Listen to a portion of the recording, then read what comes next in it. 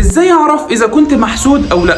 العلماء والرقاة الشرعيين اجتمعوا على ان اعراض الحسد ممكن تكون صداع، الم في المعده، شعور بالهم والوحده، الشعور بالاكتئاب، تحس ان انت مش مرتاح كده، في حاجه مش مظبوطه فيك، والحاجات دي بتحصل من غير اي اسباب، تلاقيها جت فجاه كده. فعشان كده انا جايب لك 3 وصفات نبويه تقدر تحصن نفسك واهل بيتك من الحسد ان شاء الله. واولهم اللي كان النبي محمد صلى الله عليه وسلم بيعوذ بيهم الحسن والحسين رضي الله عنه. كان صلى الله عليه وسلم بيقول: اعوذ بكلمات الله التامه من كل شيطان وهامه ومن كل عين لامه. وتاني وصفه بقى اللي جبريل عليه السلام رأى بها النبي محمد صلى الله عليه وسلم: بسم الله ارقيك من كل شيء يؤذيك، من شر كل نفس او عين حاسد، الله يشفيك، بسم الله ارقيك. واخر وصفه بقى ودي مهمه جدا، وهي سوره الاخلاص والمعوذتين بعد كل صلاه و3 مرات قبل ما تنام. لازم تحافظ عليهم سواء كنت محسود او لا، علشان هم دول حصنك من الحسد. صدقني الفيديو ده مهم، ولازم تحفظ الحاجات اللي انا قلتها لك فيه دي عشان تقدر تحصن نفسك واهل بيتك من عيون الناس.